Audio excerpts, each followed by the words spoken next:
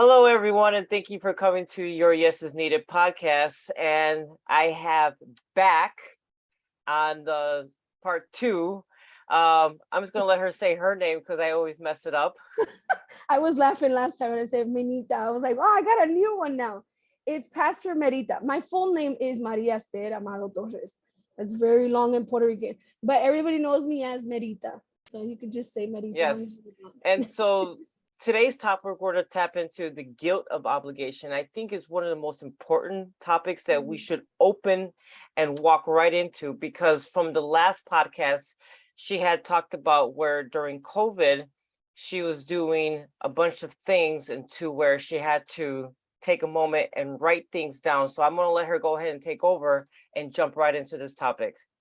So real quick, I'm a very definition person, like define your terms. So obligation, according to Merriam-Webster, means you owe someone something.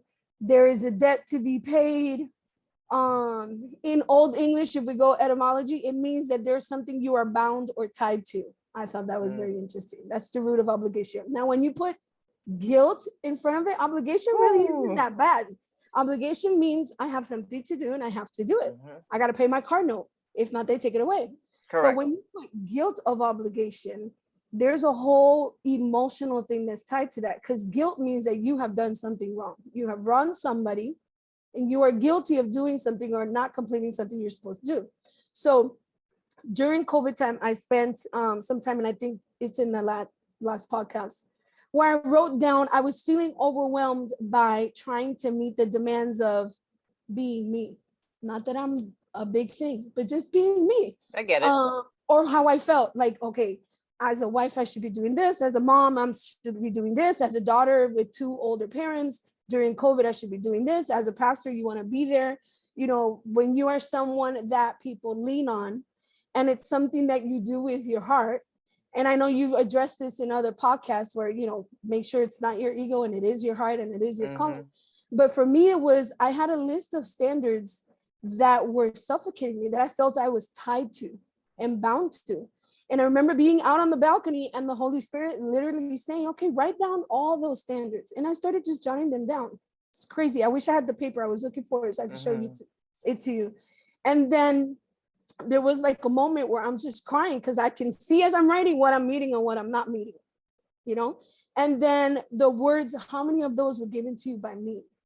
And I literally had to freeze, because there were so many standards that I adopted, I tied myself to, that other people's words tied me to. Sometimes that our cultural expectations tie you to, that are not meant for us to have. We just can't do it. We cannot complete those demands and those obligations. And then that guilt comes in. You know, if I don't do it, then I won't be the good daughter. Then I won't be the perfect wife. Then I won't be that mom that looks put together for everybody else and can share, you know, the tips and tricks of how to do things. And so guilt takes over, but then we're carrying guilt and we're tied to something. And so we're walking around with balls and chains tied up to us and carrying a heavy weight that we don't even need to carry. Like, who told you you had to do that? And so when we sit down and we ask ourselves, why do I have to do these things? Who says that I have to do them? And how many people does this affect, beginning with me? So for instance, I am obligated to feed my children. It makes sense, right? I'm not obligated to do an 8-course meal. Right. If I'm a mom that wants to overdo it, and I've done it for so many years, and now I feel obligated, it's that guilt that comes in. Also, you let them have cereal today for dinner. Right. When you could, you know, you have rice and beans there, you can cook them tortillas and, you know, frijoles or whatever. And it's like, wait a second, they're not going to die if they have cereal for dinner one night. But it's that guilt. And so it's even having conversations with ourselves of why. For me, everything, I think the title of my book is going to be Why.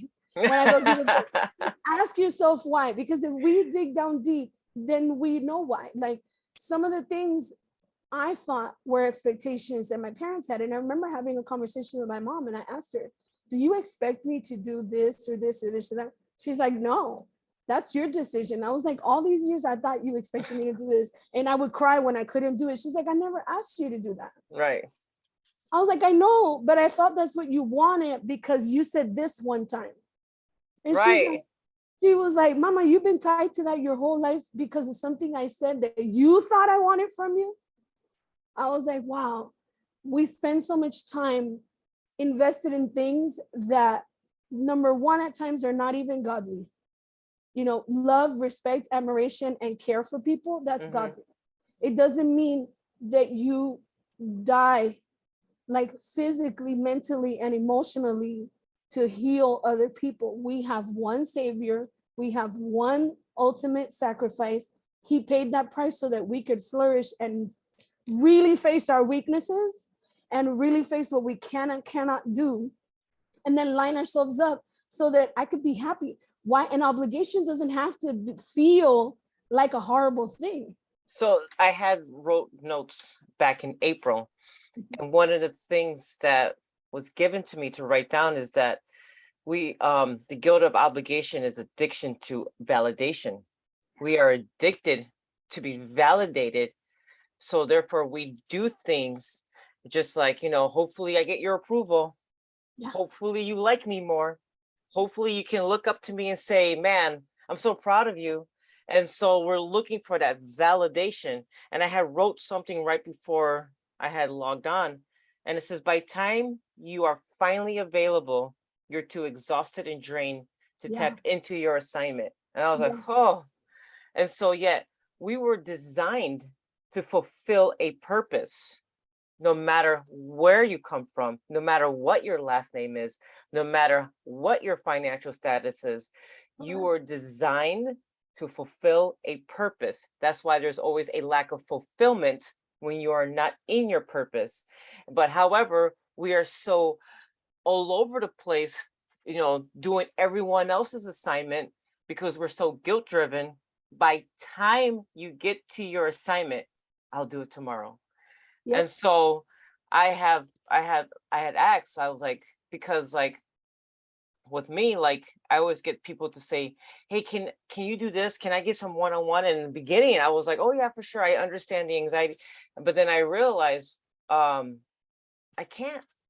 That's not my assignment. Yeah. My assignment is this. Yeah. And so, and when I was being too stretched, I was tired. And I'm like, because when you are in your purpose, you have this remarkable energy. And even though you're doing a lot, I remember I sit back and go, man, I have done way more in the 24 hours that I'm given than when I was doing 2 jobs, doing someone else's assignment. And I remember feeling so exhausted.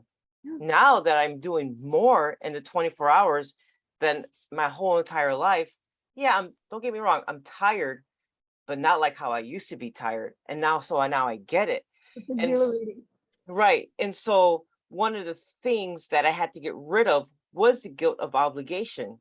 I didn't realize how driven it was. And so I just wanted to share my notes that I wrote down. So the guilt of obligations is the obligated to fix things because you're stable.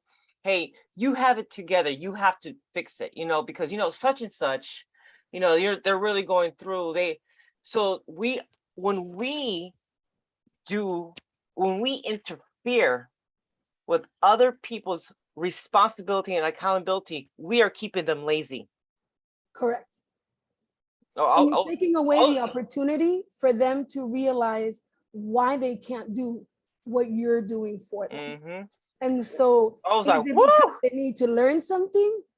Is it because they need to let something go? Mm-hmm. Because then, so for instance, in parenting, I can do stuff for my kids, but then when they leave the house, how are they going to do it? And then I'm going to be mad that I never showed them. I never gave you an opportunity to burn the rice so that you would know, stop texting while you're cooking so you don't burn the rice. So that sounds funny, but it's true. Stuff like that. And then they're going to be like, oh, I can't cook. No. Right. No, it's not that. I didn't give you the chance to make a mistake. Right. We can support people without sticking our whole hands in. Yes, I have. You know what I told my pastor? I was like, I don't want to sound like disrespectful, but thank you for not getting in the way when God was like, my turn. And because I have that experience, because I have that manifestation of how powerful God is, oh, I don't get in people's way. Like, if anything, I'm like the Matrix. If God says get out of the way, I'd be like, oh, don't That's let me for get. there. Oh no, I don't think twice. I don't say, you sure? I don't do none of that. I move. Woo! I move so fast. I'll be like, because of my experience of getting out of the way.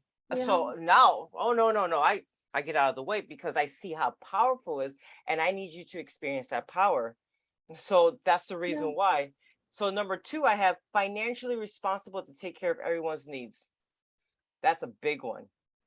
It is, and that's a big one in different family dynamics, different Mm-hmm. backgrounds and cultures. So, when you feel the sense of, if I'm doing better, I should be able to help, and we should be able to help, Yes, but not replace. but there's you have to. Yes, that is the perfect word, Yeah, because help, now it's but not like, replace. so then we push. Now the word, when family is everything, was supposed to have a genuine statement. Now we have used that to push a different agenda, Correct. which can be very toxic. And now, like, I'm almost, actually, I am there. I am at the place where it kind of irritates me, and I have to step back and I say, that doesn't apply to everyone. But I saw the agenda. And Yeah, so it's almost like toxic positivity. And I'm like, yeah, so number three, we create and we encourage lack of accountability, responsibility, and learning. So like, we have to allow people to make mistakes. But you if sound we like always Milton. Says that all the time. He's like, so I don't care if you make a mistake, I care if you stop. Like he tells the kids, I don't care. You're running, you got tired. Okay, you stop. I don't care if you make a mistake. I care if you stop, meaning you gave up. There is no right. giving up. He's like, there's no need. Surrender and giving up are two different things. And I think Mhm. that's where we, especially in the guilt of obligation, surrendering people and yourself to God is completely different than giving up on people and on God and on you and on what you want to do or how you want to move forward. It's two different things. Surrender and giving up are not the same thing. God wants us to surrender. He does not want us to give up. Oh, that's a good one. No, that's a good one. Which is my next which leads to burnout. Yes. So when we are running around doing favors for other people, and we have to be careful that our intention for asking our help does not also plant a seed of guilt in the other person. Like, hey, just remember this for the future when I Mhm. need help. We have to be careful that you Yes. don't plant that seed of guilt in them. And so what happens is, it happened to me. And so what it led to is, I didn't like to ask for help because I Yeah. knew you wanted something in return later on. It's and so then it creates a, Desi, why don't you like to ask for help? Because like, it backfires. And so Because you it have a doesn't list matter. of requirements that I have to keep after you help me. And I may So not, the if Lord I'm really has asking to you for work that. help, I may not even be able to keep that list of requirements. Right. And the Lord had to really, really bruise that part in me, and I put me in a position where I was forced to ask for help. And I'm like, but it's going to backfire. Thankfully, and I'm very thankful that he replaced those people with people that genuinely do want to help me. But like, I'll share the story real quick that really changed my life and how I never want to ever plant that seed. When the person that took me to the hospital changed my life, right? It was the turning point where I wouldn't even know what would have happened if I was not taken to the hospital. But I Mm. also knew there was a feeling of guilt to take me to the hospital, which I talked about in my book, because I knew, and that person knew, it was going to change my life forever. And so, and it did, but for the good. And so when there was a falling out between me and that person, it never, and out of all people in the world, I would have, like, man, you're right. I should keep this friendship because you practically saved my life.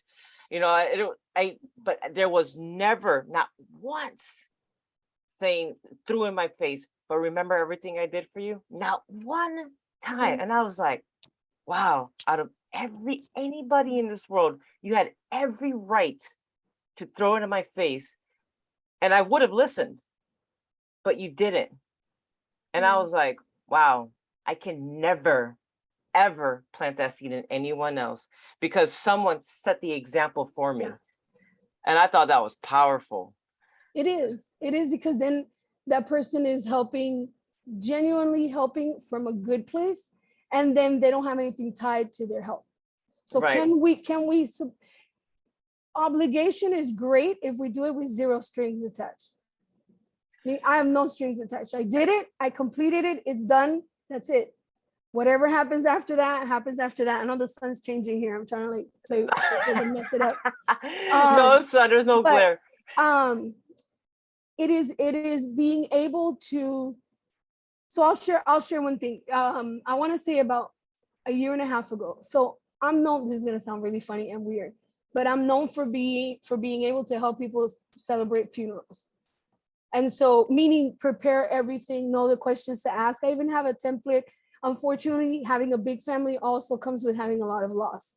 So I'm good at it. And because I was good at it, because I can think about, wow, you know, at the end of everything, even though you're emotional, there's certain things that every person wants to be able to honor when they do a service.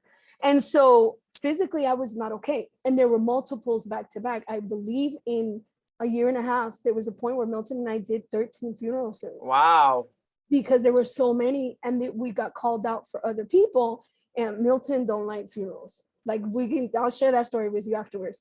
But he's there and he's like, you're good at it and I can pray. He's like, so let's do this. But there was one time where I knew that I was not emotionally well because just the idea of it brought me to tears and my body started reacting. And when I say my body, I mean like shaking, like I was having an anxiety attack. I was like, what is going on? This has never happened to me. Like usually I can go, I'll do it, I serve and I come back home and I realized afterwards, I never paid attention to how I felt a day or two after everything was over. Because I would always get sick a day or two after it was over. When I knew I don't know where I'm going to get the strength of the time to do this. And so I stopped listening to my body because this is something I love to do. I like to be able to support people. It doesn't mean I like funerals. I just like to be able to support people in a moment where I know not everybody can. Like, let's be real. There's some things, and the Lord spoke to me in a sermon that I was preparing, where he was like, you know, in the story of Lazarus, where Jesus calls Lazarus out, he resurrects, he comes out, he turns around and he says, untie him.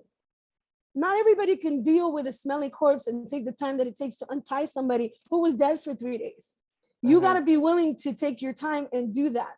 Okay, so we understand that there are people that have giftings to do that, but that doesn't mean that it's you all the time. Ooh. It doesn't mean that it's you all the time. It means, can you listen when Jesus says, okay, untie him? Like, you're here, I'm pointing to you, it's time for you to come in, you know, batter up, let's go, it's your turn. And so I had to learn that other people need to learn to do that too. So I began to share what I knew and how I did it. And I remember I wasn't able to serve at one of those funerals, and I cried the entire time at home. I cried out of guilt because I became the person you could count on for that. So if you call her, it doesn't matter what time of day or whatever. So what you're saying, you know you get good at something, it's not bad to be good at something. It's bad when you have made that part of your identity and it becomes your idol. We don't see it as an idol because I'm not doing anything bad. I'm not worshiping myself. I'm not worshiping my skill. I'm helping other people in a time of need.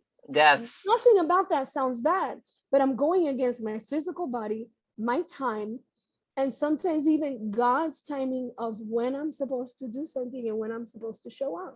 And that's a real thing.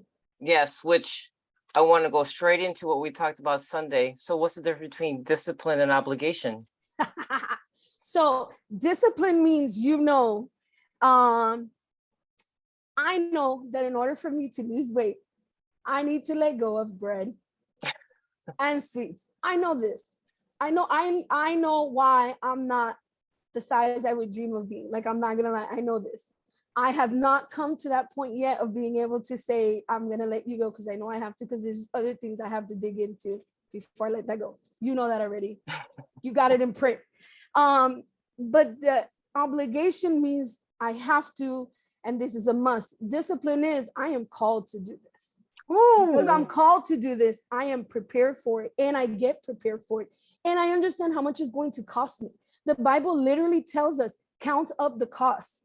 Count up how much it's going to cost you to serve somebody, to love somebody, to care for somebody, to love yourself.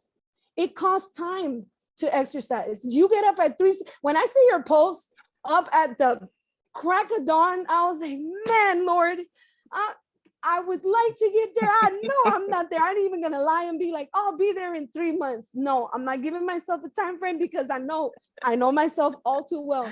But I'm like, that's discipline. And discipline means I have made a decision. I don't have to like it, but I made a decision to do it. Mm-hmm. And so that's discipline. Obligation, we can have obligations that we love. We love that obligation. I love my obligation of being married to my husband and my kids. It's an obligation because we went into a contract and because I love my children. But I have to be disciplined in certain areas in order to make things work. Mm-hmm. That's the difference. So the discipline doesn't happen overnight. We have to mature in our discipline. So it's a muscle. Right. Like, you can take it from there. It's a muscle. My 3:30 commitment to myself is my discipline. Correct. The fact that I have to be at work by 7 a.m. is my obligation. And so a lot of people, and that's why we have to be careful to be guilt driven, because I learn, like, I show up to camp many times and sometimes people don't show up, but that is my discipline to showing up to what I've been called to.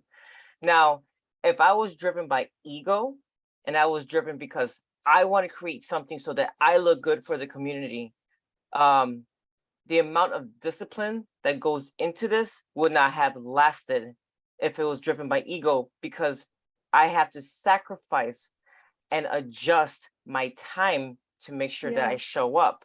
And so what happens is, too many times people think that our availability means that we have free time for them. And so we have to show up because, well, we have to. And so, and then we convince ourselves, like, well, they're sick and they can't do this. Everything is not a one size fits all. Correct. But we also have to be very careful that we're not interfering with what they were meant to be called to. Correct. We have to be very careful, because some people will use you and it works. And so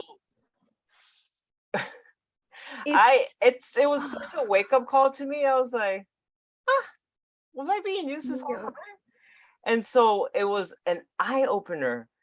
And I was like, man, and I was trying to figure out why I was so irritated with the word family is everything. When the agenda becomes toxic, we have lost its value of what it was meant to be. And that's everything. And that's everything in our lives. When we have, and that's why when I tell people, what's the definition for you of that?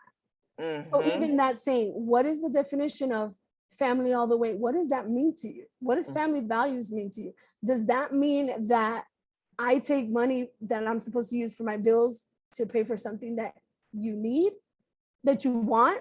Because food, that's not an option. Food, everybody needs food. Now, even in care, even in relationships. So I'm supposed to cancel my plans that I have so that because you have a need. There are times and moments where that's the case. But then we also need to figure out, is there a pattern there? Is there a pattern of, I need you to drop everything and come save me? Because if there's a pattern and I'm Superwoman and I show up because I'm known for showing up, then I am feeding that cycle and that pattern. I'm saying that pattern is okay. And so I understand that now, and I appreciate now that mental health is more out there, that people can have conversations, that we can talk about boundaries, that we can talk about, listen, there are some relationships that you do have to cut off. But there's a difference between setting up a boundary and setting up a cement wall. And I tell people that all the time. A boundary is literally a fence that says, you stay over there, I stay over here. If you jump the fence, there'll be consequences, depending on whose fence you jump. Yes or no? Yes. Okay. Some people will be like, oh, it's you. They're just jumping the fence to cross over. Another person might have a watchdog and you better not jump their fence. Mhm. And so, but it's not a wall. A wall means there's complete separation. And there are times or moments where that is needed. We are responsible. When I set a boundary, I'm responsible to just say, this is the reason why I have to set it. You don't necessarily have to understand all the details. And I know that's hard for people because it's hard for me. I'm the type of person that I need to know why. And if somebody doesn't tell me why, it eats me up inside. Like I have full disclosure. I'd be like, why? Is it because of this? Is it because of that? What did I do? Did I let the person down? And then I'm like, wait a second. They don't have to tell me why. Mm-hmm. They really don't have to. It's their decision. That's their choice. I'm going to respect it and just give myself space and let me figure out why I need to know why. I think it's important, like, to ask the question why. Mhm. Like, I go there all the time. Like, I discovered something about 2 weeks ago about, like, I believe I know I'm very vulnerable, and I've already surpassed the level of the price that vulnerability comes from. Like, it's hard in the beginning, but then once you do it, you see how powerful that you become because of vulnerability.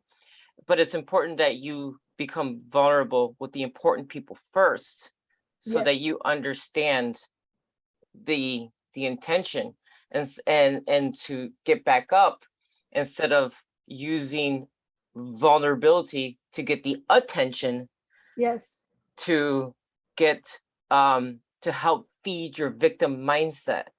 So, like, your vulnerability should have intention, not seek attention. Correct. That's a t-shirt. That's a t-shirt right there. Yeah. Vulnerability, intention, not seek attention. That's correct. Right. Because so if And it- it's, I know. Oh my God, where I was we're already with 10 minutes past, it's so good. And so real quick, like, we have to ask why we feel like, are we guilt driven? We have to open that door, because Yes. it's very important that you understand how to manage your time, because God needs your yes, and he needs you to be available. He doesn't need you to be perfect. He needs you available, because that's why he needs your yes. Now I get why the Bible says, like, man, there's plenty of work. We just don't have enough workers. So Yeah. where's the workers at? They don't have time. Yeah. Or they focused on something else. You're plowing a field that's not yours. You're Right. following a person that you weren't meant to follow. Like it's interesting to me, and I've always wanted to dive in the discourse between Elijah and Elisha, because in that culture you would never generally see just one man plowing a field. He would have several workers. If he had oxen to kill and land to leave, he would have several workers. But Elijah didn't throw the cloak on everybody. He threw it on one person, and that's the person that was supposed to follow him. And so in our vulnerability, which is extremely scary for me, vulnerability is very scary, because I grew up with, walk it off. You fell, is it broken? Put it back in place, walk it off. Legit. Like my dad would say, you're fine. Look, walk it off. I got stories for days. And I didn't like it when I was little, but I understood it, because he's like, listen, I just wanted you to know that you're going to fall and you might break stuff, but you can walk it off. Now, ideally, that doesn't mean we don't address why we fell, or we don't address the hurt and the pain. It means don't stay there. Don't stay there.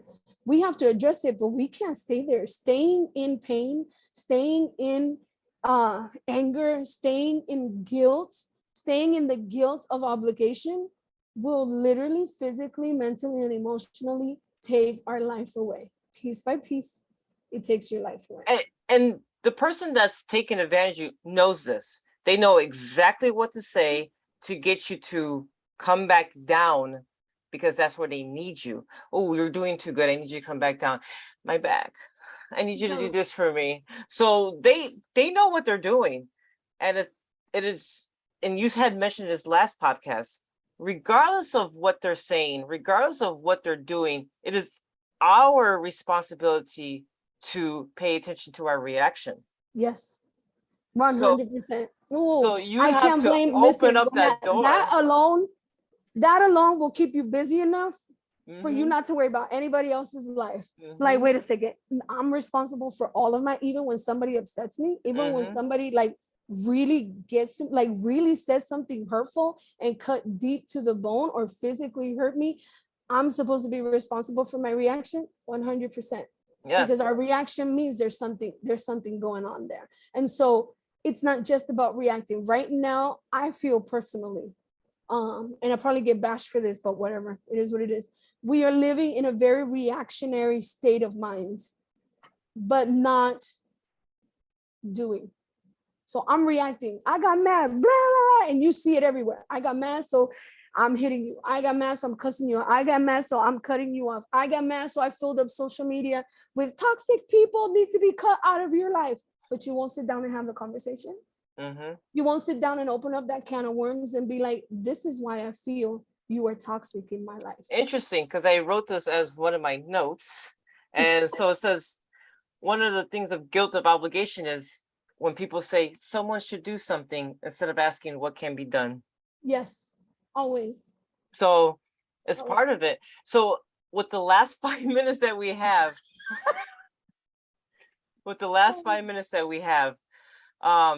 someone that is currently and recognizes that they are part of this guilt of obligation, what would you tell them to do the first steps to get towards availability?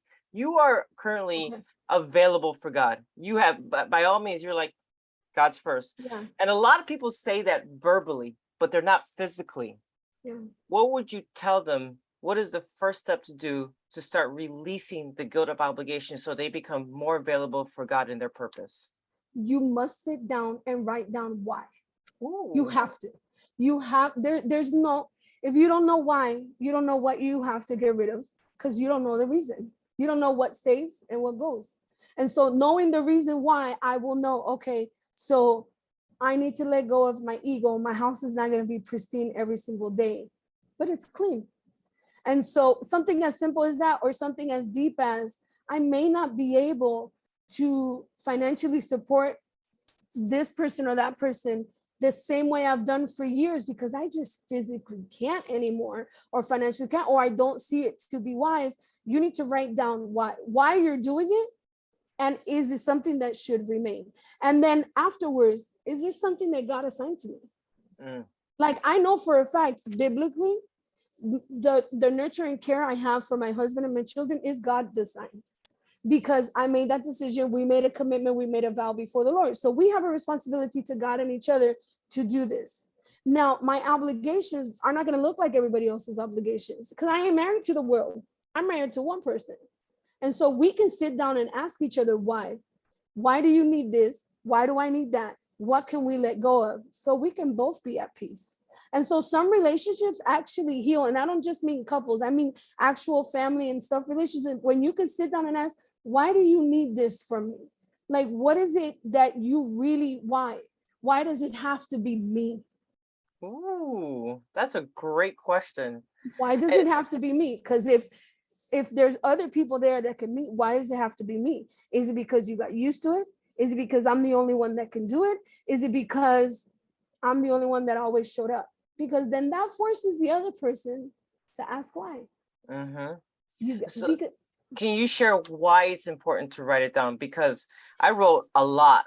Yes, and so it's important. Even if your handwriting is horrible, my handwriting is horrible, legit, like it's horrible. I type, so I usually type my stuff out. The reason why it's important is because when you see it, it becomes a memory. It is attached. So neurologically speaking, now I get into my nerdy self. Neurologically speaking, you are writing, so you are using your tact, you are using your eyesight, you are thinking about the question, you are writing it down, and you are forcing yourself to dig into the why. And so it doesn't have to be really nice and neat. You can do it like when they used to do brainstorms in elementary school. What is it? Why? Write down the reason why. Who expects you to do this? Like you were using the financial example. Okay, finances. Who expects me to do this? Why? How long have I done this? Did the Lord ask me to do this? Is this my assignment? Do I want to continue in this assignment? Because there are times and moments where we take Sabbath, and Sabbath is godly, and Sabbath is God ordained. And sometimes Sabbath means rest from a lot more than just lay back and rest. It means rest in the Lord. Can I go in and take time out and focus on God so that I can hear him clearly when he says do this, so that my obligation becomes attached to my discipline and not guilt. Nice. Because real quick, with just a minute left, this is true because I actually wrote another book, and that was very, very rated, like that can't be released to the public. It would need to be edited. Yeah. Maybe But we have to edit it. I didn't realize that it was my personal release. And Yes. after I wrote that, what was meant, I thought was supposed to be my books, it was for me. Yeah. And I was like, wow. So writing it down and seeing it, and I was, and the more I read, the more I was digging. I was like, I forgot about that. Oh yeah, I forgot about that too. And then like you think you remember until you see it, and then you're like, wow, this is so powerful. And I cried so much. And I to me, I believe that was my finishing healing to go into next. 100%. Thank you so much for 100%. joining this Thank incredible you for having topic. me. There will be another one, folks. We'll see. I have a feeling you got good topics, girl. You got good topics. Thank you for joining me, and I hope you guys reach out and ask questions. Thank you again for listening.